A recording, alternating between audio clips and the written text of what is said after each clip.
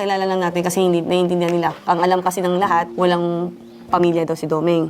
Tama? Yun ang pagkaalam ng lahat. Baka kung nalilito sila, sino kayo, bakit nandito kayo, gano'n. So, nung nakilala namin si Domeng sa isla, bawal talaga ang bata doon. Kasi meron akong project doon. Yung caretaker, titago pa noon kasi nga alam nila na bawal nga. So, in-explain naman nila sa akin na sumama daw yung sa construction, tapos nagpaiwan. So, madaling salita, hindi ko naman alam talaga totoong storya ng buhay ni Meng. So, nandiyan, hinayaan lang namin.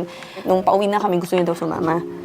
Sabi ko, kung sasama ka sa amin, papaalam tayo. Kanino tayo magpapaalam? Sino ba papaalaman natin? Sabi, papayagan talaga ako niyan, yung tatay ko. Sabi siya, tatay. Okay, tatay. Sabi ko, ganito ha, papaalam tayo sa tatay mo. Gusto ko rin siya makausap. Kasi pag hindi ka pinayagan, magsasama ang loob. Pag okay kay tatay mo, sige, sama ka sa amin. Yun po yung totoong kwento nun. So, yung sasama daw si Domeng sa amin, pumayag naman yung tatay. Ngayon, alam naman natin na si Domeng, kung tinbalikan natin yung story, diba sabi niya, anong gagawin niya daw sa pero. Maghanap ng trabaho. So, maghanap ng trabaho, yung iisip niya. Saan ka pupunta ngayon? Sa Cebu. Ano gagawin mo doon? Maghanap ng trabaho. Ano maghanap ng trabaho? Papayag po ba tayo na papatrabaho natin yung bata, di ba? So, para siguro sa isip niya, tatrabaho ko dito, pero hindi naman siya pagtrabaho. So, para sa akin, bata lang siya, okay. Hindi niya alam yung sinasabi niya. Kami, mabuting naman kaming tao at mabuti naman yung hangarin namin sa kanya. Wala, nalaman namin, no read, no write. So, hindi marunong magbasa, hindi marunong magsulat. Tinanong ko siya, gusto mo mag-aral? Sasabi niya, gusto niya. So, ngayon, para po maging legal, maging maayos po lahat, kukunin ko yung requirements niya sa school. Nagpakuha ko ng birth certificate. Hindi kasi ako pwede maging guardian mo ng si papa mo lang haharap na wala namang dokumento tayong hawak. Ibig sabihin, si papa mo, biological father mo si Ramil. Pero sa legal na papel, si Nanay Amilda mo at saka si Tatay Asenyo mo ang totoong magulang mo. Kayo po pala yung kapatid ng tatay niya. Tatay niya. Sino po panganay? Kayo po? Ako po. Mas matanda po kayo. Kailangan, si auntie mo, yung kailangan makausap natin. Kaya po nandito si nanay. Para maging legal po lahat, siya po yung kausap ko. Kaya doon sabi niya kanina, sabi niya, bakit punta sila auntie? Kayo daw. Sabi ko, bakit? Siyempre, nag-aalala sila sa'yo. Narinig na naman nila, nabalitaan nila. Na gusto niya nang umuwi. Ngayon, sabi niya, kinakabahan ako. Ba't ka kinakabahan? Kasi baka kunin nila ako. Sabi ko, akala ko ba gusto mo umuwi?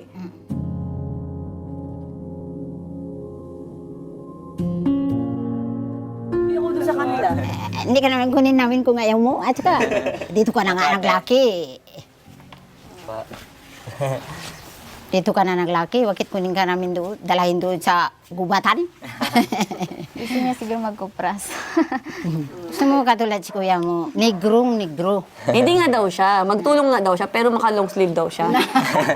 Naka-sunblock pa. Kahit anong long sleeve mo na, pag doon ka, alam mo yun. Wala, yun nga sabi ko sa kanya, kaya ang pakilala ko pag may mga, para tanggap na ba? Kasi alam mo naman itong batang to, kahit anong namin sa kanya, yun pa rin. Kung anong gusto niya, yun pa rin gusto niya. Kaya sabi ko sa kanya, sige, sabi ko sa kanya, kaya pakilala ko lagi, ang pinaka-spoiled at pinaka-maarte kong anak.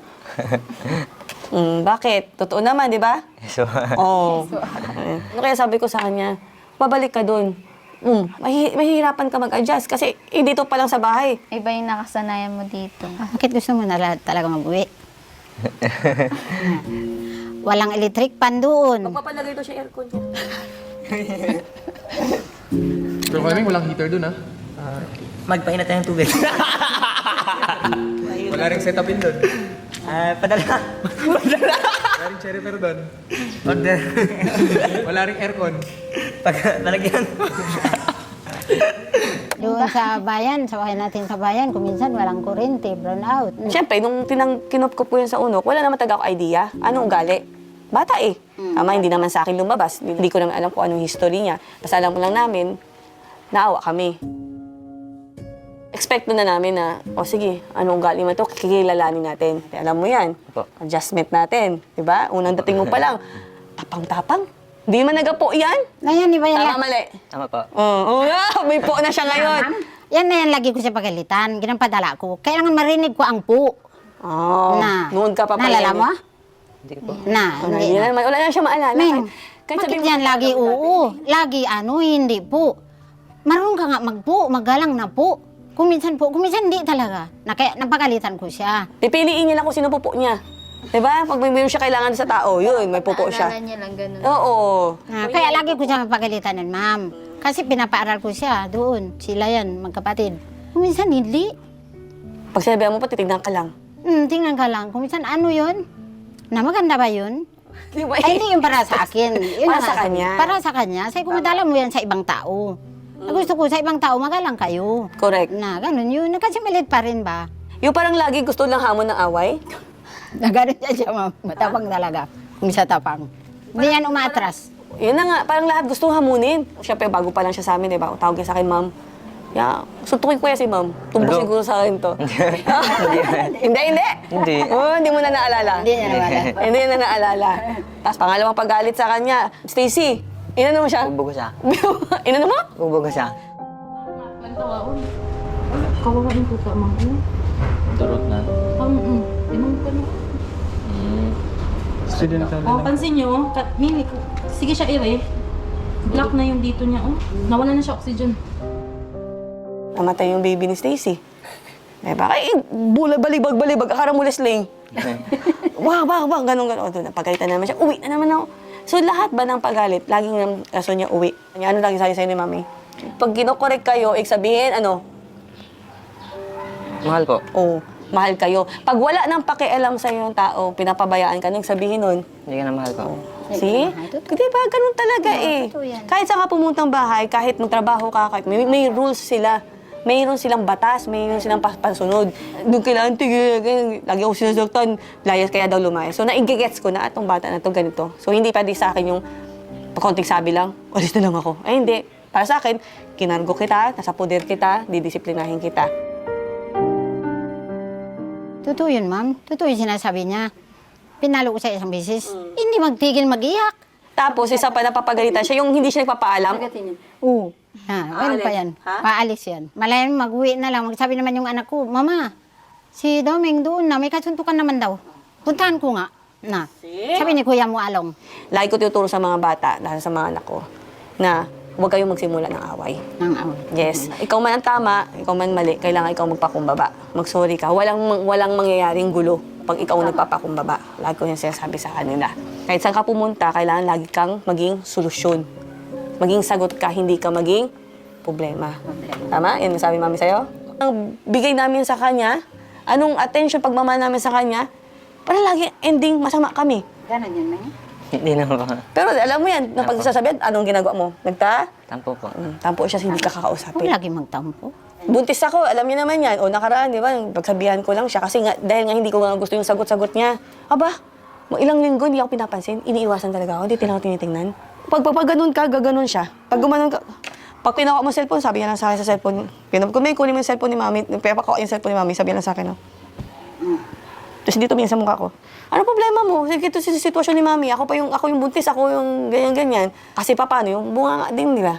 Nakaraan nga, nag-open forum sila mga boys. Usap sila. Kasi nagsumbungan-sumbungan eh. Alam mo naman, pag boys-boys lang eh. Oh, nagkwento yung isa, ito ginawa ni Domeng.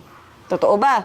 Yun tayo sa pangalan ngayon kay, Kanino? kay Dario. Alam mong may tulong, ba't kailangan mong magbukas ng speaker at sumigaw-sigaw dyan? Sabi ko, ma'am, tulog pa si Darius.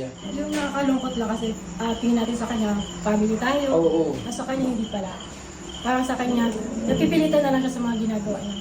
Tinatanggi niya ba? Kanina, nung insinitasan ni Diyos na, ba't ka nag-ML dahil hindi? Hindi na ganyan-ganyan. Eh, nung pinakita ni Diyos na may video, saka lang siya umami na, oo, sa kanya lang niya sinabi. Nakakainis lang. Nababantay siya sa iba, pero yung sarili niya hindi niya maano. Sasabihin niya si Darius yung sa map nga. Tapos, paglabas ko sabi niya, Nay, tamad si Kuya Darius, no? Tamad.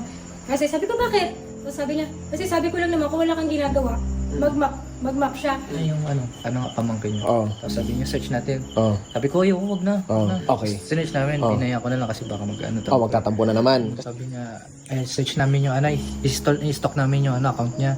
Tapos tignan natin yung mga video. Tapos nakita niya yung mga, pinanood niya sa akin mga video. Tapos inano niya, tinignan niya yung mukha, inasar niya na mukha daw kalansay, ganun. Maralin daw yung mata, parehas daw kami ni Yon. May video doon na sumasayaw, ganun, ma-showy sa internet. Tapos sabi niya, nga, malandi. Nagsabi siya ng malandi na word. Sabi, uy, okay. Sabi mo? Sabi ko, Kuya Meng, bakit sinabihan mo ng ganun si Ateneon? Opo. Pinsan mo yun. Sabi ko, sumbong kita kay Tito Gi. Ang sagot niya, sumbong mo. Sumbong mo. Hindi mo na ako takot. Tinanong Kasi nga, siya. takot na ako pagalitan si Meng. Diba? Kasi pag pinagalitan mo si Meng, hindi ka niya kikibuin ng... Hanggang ngayon, di ba kita mo? Paglabas ko pala dyan ng pinto, Umiiwas siya. alis na siya agad. Ba't di kita kinakapo pag kumakain na? Paano po? Di ba maabot siya sa akin? Pinakatapi ka na ako. Tapos turo niya lang. Turo. Ibig sabihin, Parang gusto mo paabot. Hanggang tapos turo mo lang sa akin ano pa mo. Kahit pinapansin ko siya, ganun na talaga siya. Alam pa ni kay Darian. ba't gaganunin mo?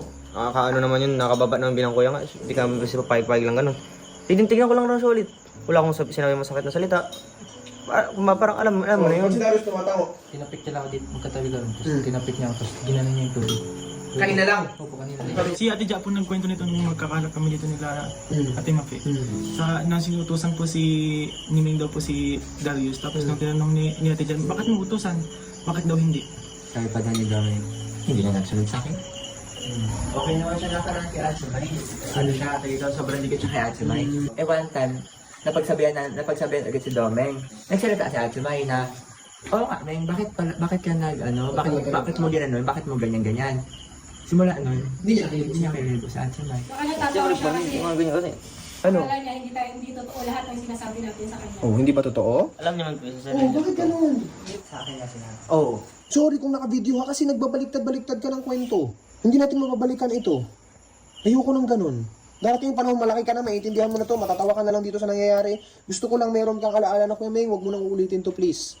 Kasi marami ka pang madadaan ng tao. Paayusin mo ang pakikisama sa kanila, hindi yung lagi kang may sinisiraan. At meron kang laging hindi nirerespeto.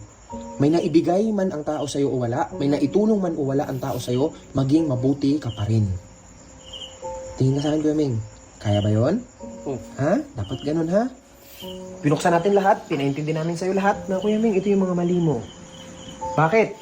Para pag dumating ka sa ibang tao, dumating ka sa ibang pamilya, dumating ka sa pamilya mo, alam mo kung paano maging isang bata at paano maging isang anak.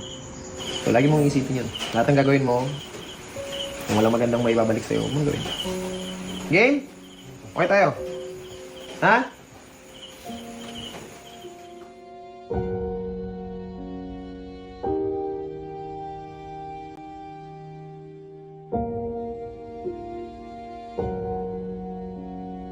Okay? Yeah, pero... Ano? Ano yung decision namin?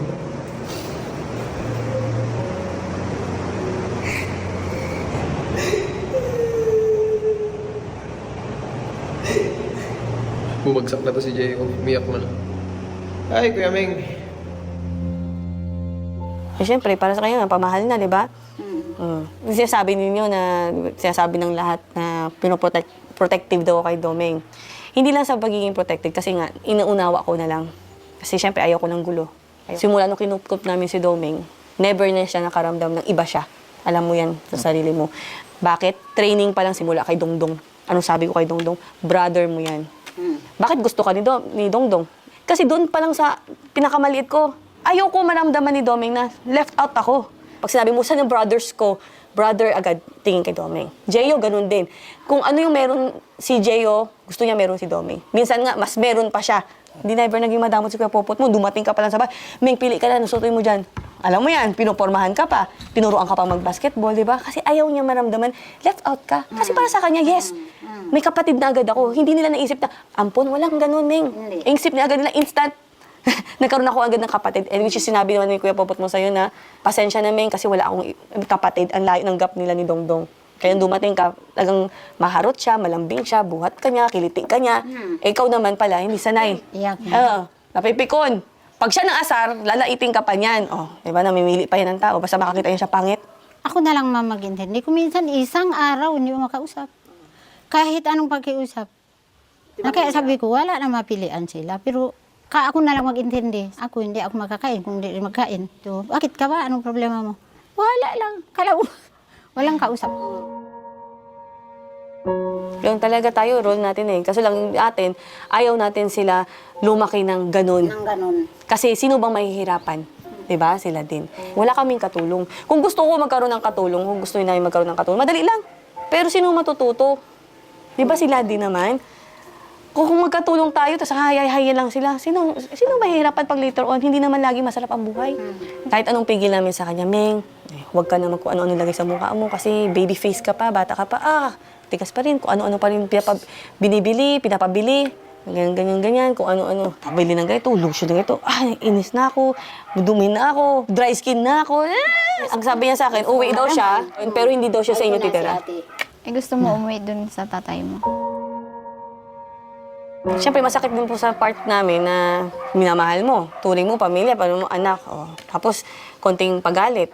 Uwi na lang ako. Alam niya may babalikan eh. Alam niya may pamilya. So, sino naman po ako para parang pigilan? Nung itong huli, parang, diba, lagi nalala mo yun? Nung pinagalitan kita sa boat. Wala na kayong ganito. Ha? Problema ba ang tawag sa ganito, Meng? Tinuturuan ka kung anong dapat. Anong tama? Kasi magulang kami. Anak ka. So, ibig sabihin, kung ganyan na lang parati tingin mo, hindi kami nagiging magulang sa'yo, hindi yung magulang tingin mo sa amin kasi kaya mo kami iwan lagi. Kaya mo kami naging takasan, lagi kaming pabayaan, iwan, ayoko na dito, ganun na lang parati. So, paano yung taong gusto magmahal sa'yo, Meng? Hindi mo kaya baguhin sarili mo? Hindi ako papayag. Kahit umiyak ka dyan, hindi ako papayag. Bakit? Nanay ako. Pipiliin ko pa rin maging mabuti ka. At saka ma'am, kung maalala niya, binumbog ko yung tatay niya dahil sa kanya. Naalala mo yan? Sa isla tayo? Kasi yung December yun, ma'am. Tapos nagbakasyon kami sa isla. Tapos doon sila sa tatay niya. Tapos kung ihatid na sila sa bayan, mag-aral na. Hindi na mag-alis doon, kitatay niya, ganito, ganon. Hanggang ngayon, ma'am, sa totoo lang, stress pa rin ako sa tatay nila. Kung naalala nyo na meron siyang iPad, anong sabi ko sa'yo sa iPad mo nung niregalo sa'yo? Aral. Aral ka mabuti. Walang Laro. Diba? Pero anong nangyari? Nalulong. Addict na sa laro. Ganun-ganun. Tapos kinakausap mo, maya na po. Ganun na siya. Pati mga assignments, di na nagagawa. So, napapansin na namin, sinisita. Pag nakita, tago. Pero mamaya nandiyan na naman. Sobrang addict na siya. Nung madali ng gabi, pinapatulog na, hindi pa rin. So, ang ginawa ko, pinapatay ko yung wifi. Para hindi makapaglaro. Anong ginawa? Pagpatay ng wifi, sinaksak ulit. Pinatay ko sinaksak ulit. Tapos sabi ko, sino nagsaksak? Saglit na lang to. Hindi pa natin sabi ko, hoy, Domeng, kinakausap kita. Sabi ko talaga sa kanya. Saglit na lang po to. Sabi ko, pili ka. Buburahin mo yan o babasagin ko yan. Nanay tayo, di ba? Tama po ba? Mali po ba yun sabi ko? Tama, ma'am. Binura yung laro. Galit na galit. Di ako pinapansin. Iyak na siya ganon. Iyakin man talaga yan. Matapang pero iyakin, no? Sige, iyak siya. Ganyan. Kinabukasan, dinownload ulit. Di ba? Sino ba hindi man pasaway? Pinagsabihan mo na. Ginawa ulit. Laro na naman. Patago. Ngayon, dahil alam ko na yung password niya, binago yung password. Sabi siya sa akin, Mami, sabi ko, bakit? Sira na yung iPad ko, bakit? Hindi ko na matandaan yung password.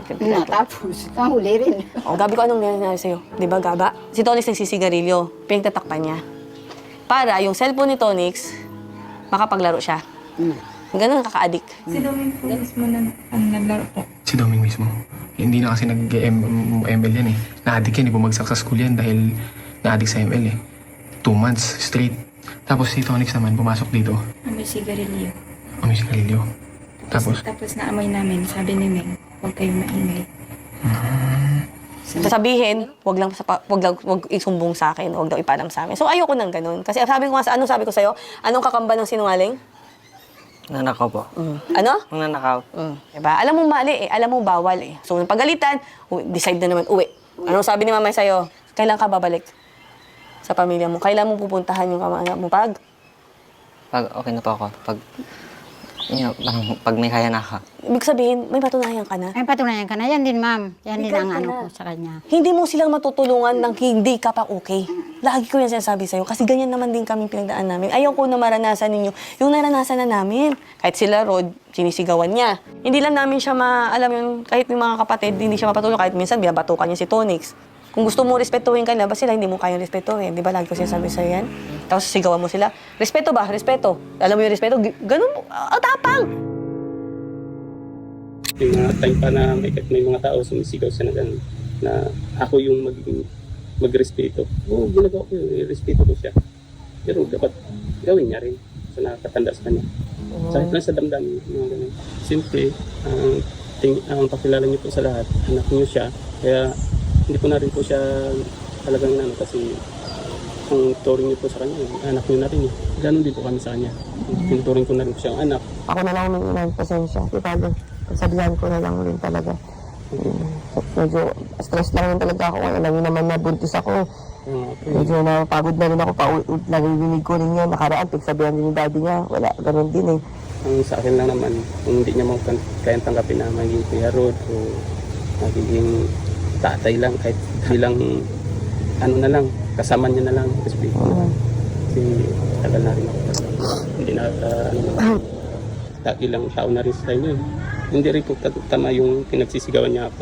Parang hindi na nakikinig. May time pa ngayon na pinagsabihan niya na ako na yung sinaway ko siya, may nagmap, tapos dinaanan niya na tapos nila siya. Sinaway ko lang siya, sinabihan niya na anong karapatan mo pagsabihan ko niyan? Ay, ganun? Bastos naman itong batang to. Ang akin lang naman, sa ano ko na bata ka, sabihan mo ng ganyan. Di ba, kakausapin ko na lang ulit. Hindi lang naman din po ako yung nagka-testing ng ganun. CJ, yan, isa rin yan. Respeto ko rin sa inyo kasi kayong kumuha sa kanya. Tsaka ilang tao na rin sa inyo. Sa akin nga, makipag-ano yan, kala mo yung kalibil ko na eh. Kaya sa akin, ito sakit sa damdamin ko. Bata ka pa kayo ka na sinasagot-sagot kayo? Di ba nakaraan ko pa sinasabi sa inyo na panagganyan-ganyan si Ming, sumagot-sagot sa inyo, sumbong niyo agad sa akin. Mas huwag kayo papayag, pagsabihan niyo. Pinagsasabihan naman ko na, kailang talagang taas na yung ano ni Ming. Parang kung ba sa ano, iniisip niya na may laban na siya sa ganun. Kaya kahit pagsabihan, parang hindi na nakikinig. Susumbong na lang yung mga tao. May never ko yung ginan yung mga tao. Hindi porket anak kita, kaya mo tapakan yung mga tao sa paligid mo. Kung makatitig ka kay Nay, umiiyak na si Nay. May kinakausap ka, tititigan mo lang si Nay. Ano ba, Nay? Respeto ba? Pati si Kuya Adi niya. Dati, syempre, nanonood lang, kasama lang, di ba? Idol na idol pa si Doming, bait na bait. Ngayon nakasama, nasita lang siya. Ayoko talaga kay Kuya Adi. O ngayon, pinapansin mo? Hindi. Bakit? Oh, see? Ganun siya. Yung namimili siya kung sino gusto niya lang kakausapin. Hindi naman pwedeng ganun. Kasi tapos, pag galit yan siya, tititigan niya yung tao. Yun yung iniiyak sa akin. Even sila nanay. Sabi ko nga sa'yo, nag-adjust lahat. Pati si Nainay, si Siko mo. Hindi ka nang pinapatulan ng mga kuya mo. Kasi yun ang pakiusap ko. Huwag ka nang patulan, hindi. At saka dito nalalakihan mo. Kumbaga ano, yan na tumayo ang magulang mo, hindi na ako. Minsan tawag niya kay Gio. Ewan ko ba yan sa kanya? Oh, sino siya? Siya. Sabi ko, hoy, tatay mo yan? Si daddy mo yan? Sinasya mo, naalala mo yan? Hindi. Opo. Nakita mo ang lahat-lahat, naranasan mong lahat-lahat dahil sa kanila. Hindi naman namin po sinusumbat yun kasi sabi mo kami po. Ako yun ano sa kanya para malaman niya, para maintindihan niya. Kumbaga ano, ako ang tunay magulang, kinapalala ko. Kahit magulang man kami, hindi namin nabigay sa kanya. Kami po, sabi ko sa hindi ko rin naranasan yan. Lahat ng gusto ko, hindi naman namin agad nakukuha yung gusto namin eh. Pasalamat ka ngayon. Talo ka pa, oh. Lahat siya meron. Oh, sabi ko, may iPad ka, si Kuya Popot wala. Di ba? Oh, pag mga skincare, oh, tatawag lang yan kay Ate Karen niya. Bakit nag-usap kayo ni Papa mo? Dati yung nakita ko dito. Alam mo yun, Nak, di ba? Alam mo yun tungkol ng tatay mo. Alam mo yun, mula maliit kayo. Kung makita kayo, palangga, mahal. Pero hanggang doon lang. Yung buhay na Doming ng 11 years old ka sa isla, hindi na same ng buhay ngayon. Hindi. Ha? Yung mga tao doon, hindi na same ngayon sa ilang taon na nakalipas. Hindi. Ikaw nga mismo, nagbago ka eh. Tama? Ikaw mismo, ugali mo na. Kilala namin si Doming ganito. Oh, ayaw mo na ba't? Hindi nga anong minsan ng isda. Dilim-dili. Eh, samantala, doon kitang bilib na bilib ako sa'yo sa unok.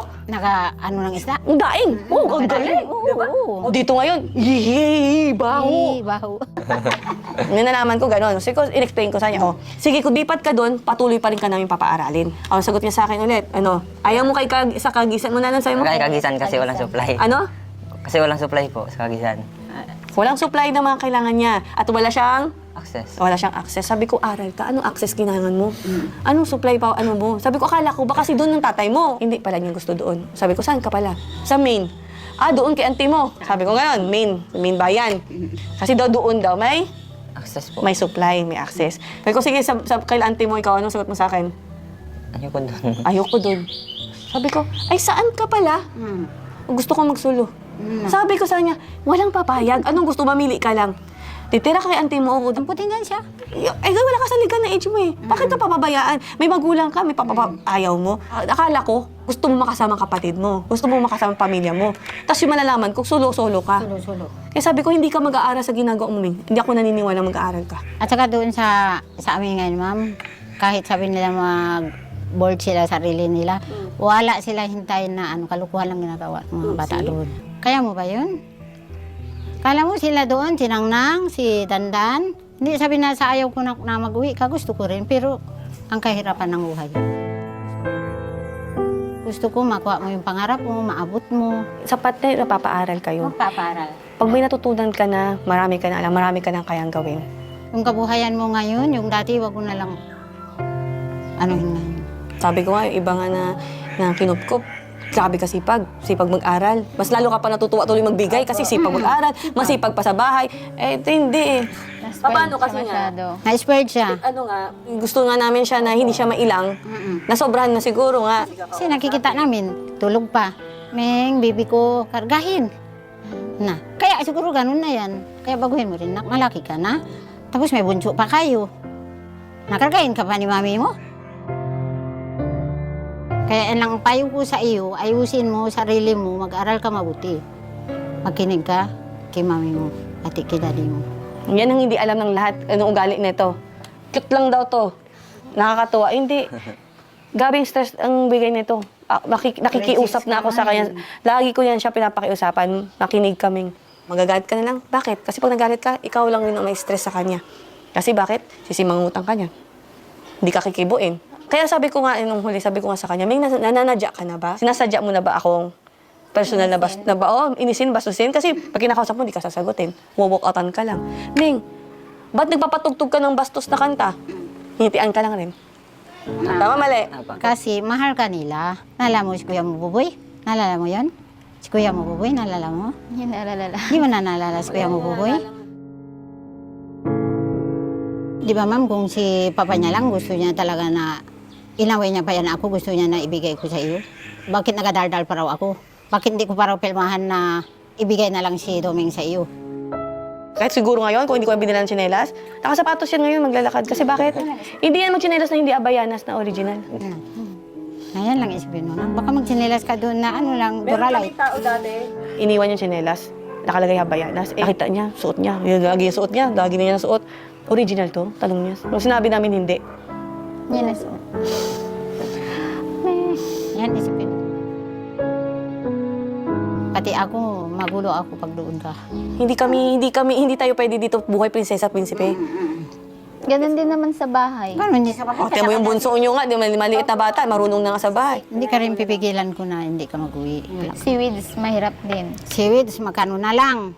35 isang kilo. Na, hindi na katulad dati ang buhay. Hindi na katulad dati. Sa tirahan namin ngayon, paggabi, kung wala tanod, doon na lahat yung mga ibang barangay naman mga hamon. Magkain, reklamo. Hindi ako makain ng tira, ha? Yung ngayong ulam mo, tapos bukas ulam mo, ayaw yan. Ayun, na doon, paano yun? Uwi ka doon, umagahan hanggang hapon. Minsan mapagtataka ka na, saan ang ito, hindi naman namin ito tinuturo sa kanya. Hindi ko rin alam kung ba't ganun eh. Ha? Parang kusa. Kusa. Ano sabi ko sa'yo sa barko, nung sa speedboat, Meg, wag mong kakalimutan yung mga tao na naging parte ng buhay mo. Hindi yung kalimutan mo talaga, never ako naghiga sa sahig, never ako natulog sa... Ano ka, nakilala ka namin ganito ka? Pag walang foam, masakit sa likod. Nagre-reklamo. Na doon, ano tulugan mo? Ano ba gusto mo malaman? Gusto mo malaman lahat para tinuutak mo. Kung gusto niya, alam niya na rin naman yung papa niya. Oh. Yung nanay niya, wala na. Di ba, hinatid lang sila. Oo. Yung papa Wala, niya, maliit pa nakapag-asawa ng Kahit- sa Kagisan. Ngayon, may asawa naman. May asawa naman iba. Kasi Kahit kung nung talagang nanay mo, concern niya kayo, ginapabayaan din mahal kayo. niya kayo. Kaya Hindi ayusin siya ninyo nag-asawa yung buhay nung una ninyo. pa lang. Tinutukan niya na kayo nung iniwan pa lang kayo ng nanay niyo. Kaso wala. Nag-asawa pa siya. Hindi pa siya kontento, nag-asawa pa siya ulit. Mahal niya nga kayo, pero mas mahal niya pa rin sarili niya. So, may mga ganong tao talaga na hindi natin mapipilit. Kasi sa sitwasyon mo ngayon, mas gusto na nasa iyo. Marami po bang naiinggit sa posisyon niya? Ikaw hindi ka lang tinuring na katrabaho nila dito. Anak. Tinuring Kapatid. ka nilang anak. Kaya sabi ng mga iba, yung katulad niya, kung kami na lang sana, kung ako na lang sana, yung anak ko nga, yung bunso, ako na lang nga sana doon, kasama ni Doming, kung di ako na lang sana alagaan nila Sergio, ganito ganon. Nasa ko, hindi ka mapalad, kaya hindi ko nakuha nila. Tapos buti pa sabi niya, doon din ako nagtambay sa unok. Kaya pinamamalaki ko rin siya sa mga kapatid niya doon. Si Tomeng, magbago na. Yung pala, ganun pa rin. Ginagawa ka na nilang idulo yung pala. Sabi ko, magbago na si Domeng doon. Pero sa pag umuwi ka doon, ibang-iba na yung situation mo dito sa doon. Pag stay ka naman dito, magbabago talaga tayo. May rules talaga tayo na hindi na pwedeng ganyan. Kasi ito na, disiplina tayo. Kasi hindi pwedeng ganyan ugali mo. Kailangan mo din magbago kasi Malaki ka na, binata ka na. Kung malala mo pa, hindi pa malaki ka na noon, niwan kayo ng tunay mama mo. Lagi kayo kinapalo ng mama mo. Kung natural lang yun, disiplina kayo eh. Nagaiyak halos mag-isang araw, hindi magtigil, hindi paluin. Ganun po siya umiyak dati. Pag umiyak siya buong isang araw, Hindi magtigil. siya negative. Saka yung katamaran niya, ma'am, ganun talaga mula maliit. Pag utusan ng mga kuya, Hindi kami yung tao. uy, nagaiyak ka, magtakbo mag-iyak. Saka wala rin kayo kasama dito, kayo-kayo lang din. Ilan lang rin trabaho ninyo. Parang laro-laro lang din ninyo, libangan ninyo. Natural lang tayo may bahay, maglinis tayo, natural tayo magsuot ng damit, maglaba tayo, magligpit tayo, ganun yun. Ang dalawang sa isla, lalakad pa yun sila para makapag-aral lang. Ang lalakaran nila pag Service pa. mabuti. Mabutik pa. Bless ka na nga, tulad sabi ni Ma'am Ja, sobrang bless mo, Meng. Ay, hindi lahat ng tao nararanasan yung nararanasan mo ngayon. Kasi kami mismo hindi rin namin naranasan yung naranasan niya. Pagdating mo sa amin, adjust agad. Anong usap ko agad? Mape, Joshua, Jeyo, dyan lahat sila. Kami-kami lang yun, di ba? Ang sabi ko sa nila, ayoko maramdaman ni Beng na out of place siya. Ayoko maramdaman ni Beng na iba siya. Ayoko maramdaman niya na kawawa ako. Kasi taga-isla lang ako. Kahit ito yung buhay ko, iba ako sa inyo.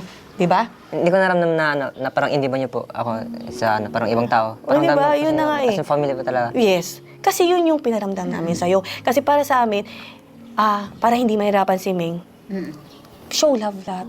Show love. Love talaga. Ipakita mo sa kanya. Sabi ko sa'yo, di ba? Meng, hindi na to yung buhay mo sa isla, katulad ng buhay mo sa isla. Dito, may nanay ka, may tatay ka, may pamilya ka. Pag gutom ka, may kakainin ka. May magpapakain sa'yo. Pag may masakit sa'yo, may maggagamot sa'yo. Pag may nahihirapan ka, may tutulong sa'yo. Naalala mo yung sinabi ni Mami sa'yo yun? Marami nagmamahal sa'yo, pahalagaan mo naman. Ito mga auntie mo. Kasi wala sila dito kung hindi ka nila mahal. Hindi yan sila mag-effort na lumuwas. Lalo na si mama min mo na may nararamdaman pa. Kung hindi sila concerned sa'yo. Baka gusto mo lang magbakasyon doon. Magrabas. Gusto ko makita kapatid ko po. Tapos, Banding. Pwede naman siguro mga kapatid niya na lang magpunta sa kanya.